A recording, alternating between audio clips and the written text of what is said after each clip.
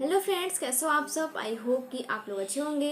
तो दोस्तों, इस वीडियो में हम बात करेंगे कि जो भी स्टूडेंट्स का, जो भी हमारे प्यारे ऑडियंस ने कमेंट किया है, जो भी अपना डाउट हमारे साथ साझा किया है, जो भी उनका सवाल है, वो जो भी मुझसे पूछना चाहते हैं, तो चलिए आज उनकी ही बातों पर हम चर्चा करने वाले हैं।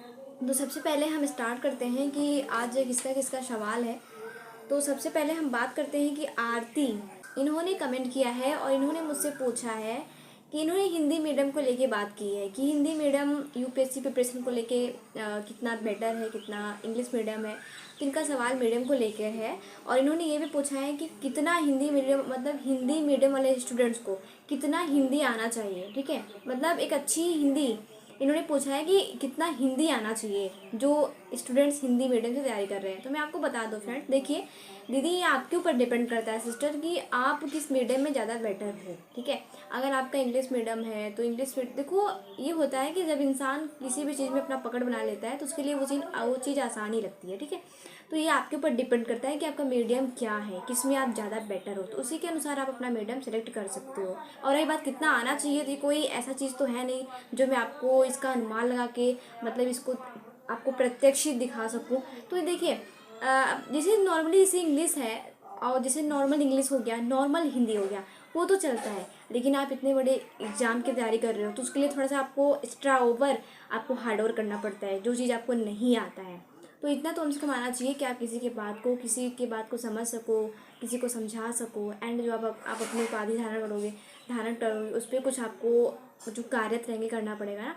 इतना आप याद रखिए, आपको इतना करके चलना है कि आपको रास्ते में अगर कोई भी प्रॉब्लम आती है तो आप उसे सॉल्व कर सको। ठीक है फ्रेंड्स, तो ओके। अब नेक्स्ट है खुशबू का सवाल जो है ये मैप को लेके है। इन्होंने पूछा है कि मैप जो भी है वो मुझे समझ में नहीं आता, तो मैप को कैसे पढ़ें हम। ठीक है, तो खुशबू दी का सवाल है कि मैप को लेकर के कि हम मैप को कैसे पढ़ें, कैसे स्टडी करें। हाँ, तो मैं आपको बता दूं सिस्टर, देखिए मैप की ज़रूरत तो हमें तब लगती है ना जब हम जैसे कि कोई भी स्ट्रक्चर वगैरह पढ़ते हैं, जैसे ज्योग्राफी पढ़ते हैं तो, और जैसे हिस्ट्री पढ़ रहे हैं, जो आपकी पुरानी वाली हिस्ट्री होगी आप उसे पढ़ते हो, तो कहीं ना कहीं हमें मैप में ज़रूरत पड़ती है। और ख़ासकर तो भूगोल को पढ़ते वक्त हमें मैप की ज़रूरत पड़ती है। और जब हम उसमें पढ़ते हैं भूमध्य रेखा वगैरह के बारे में और किस जगह पे पहाड़ पर्वत ये सब, तो ज़्यादा ज़रूरत पड़ती है ना। लेकिन मैं आपको बता दूं इतना डिफिकल्ट नहीं है मैप। अगर आप जियोग्राफी भूगोल अच्छे से पढ़ लेते हो तो आपको मैप अपने आप ही समझ में आ जाएगा। तो मैप को लेके कुछ इतना डाउट नहीं है। आप उसमें क्या समझना चाहते हो आप मुझे पहले वो बताइए। अब आप उसमें जैसे आप देखो, मैं आपको बताऊँ कैसे समझो। सबसे पहले तो आपको जो डाउट हो मैप से आप वो सवाल मुझसे करो, और जिस तरीके से मैं वीडियो में समझाऊंगी उस तरीके से आप फॉलो करना, उस तरीके से आप मैप को पढ़ने की कोशिश करना। ठीक है, तो ये तो हो गया सवाल। अब नेक्स्ट चलते हैं। देखिए शुभम जैन का सवाल है। हाँ शुभम, देखिए मैं एक महाभियोग का लेके मैं वीडियो बनाई थी शॉर्ट, तो उस पर शुभम भैया ने कमेंट किया था कि महाभियोग, मैंने उस पर बताया था कि महाभियोग राष्ट्रपति के ऊपर लगाया जाता है, राष्ट्रपति महोदय के ऊपर। तो ये जो हैं शुभम भैया, जो जिनका नाम है शुभम जैन, इन्होंने क्या कहा कि राष्ट्रपति के ऊपर महाभियोग सिर्फ राष्ट्रपति के ऊपर ही लगाया जाता है। तो भैया ऐसा नहीं है, महाभियोग सिर्फ और सिर्फ राष्ट्रपति के ऊपर नहीं लगता।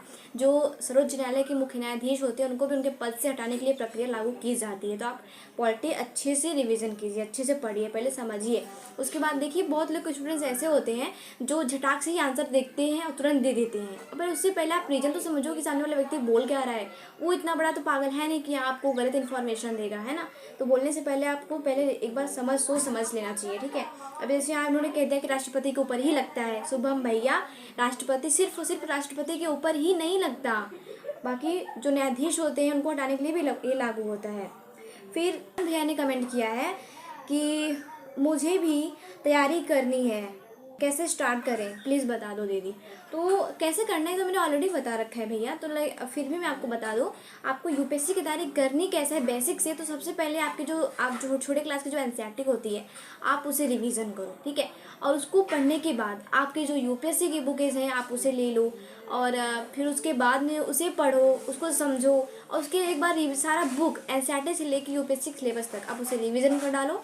और रिवीजन करने के बाद में आप उसका नोट बनाने के साथ साथ ही आप उसका रिवीजन भी करते रहना। ठीक है, तो ऐसा स्टार्ट करो, और जहाँ भी प्रॉब्लम होगी आप यहाँ कमेंट करना, मैं आपके सवालों का जवाब दूंगी। ठीक है, उसके बाद है विशाल कुमार। राजभर इन्होंने पूछा है कि मुझे भी आईएएस बनना है दी अंजलि दी, मतलब मुझे भी आईएएस बनना है अंजलि जी। तो ठीक है भैया, बहुत अच्छी बात है।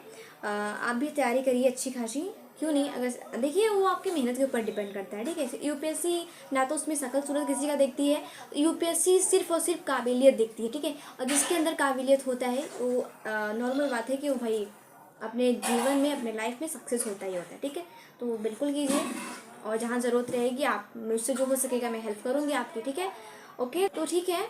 और आप लोग का जो भी सवाल हो आप लोग फिर से पूछिएगा, जो भी डाउट हो आपको सिलेबस से लेके या फिर कहीं किसी और सवाल को लेके या फिर जो मैं पढ़ाती हूँ वीडियो को लेके, तो मैं कोशिश करूँगी कि मैं आपके आंसर दे सकूँ। ओके माय डियर फ्रेंड्स, तो हम फिर मिलते हैं नेक्स्ट वीडियो में। Thank you so much.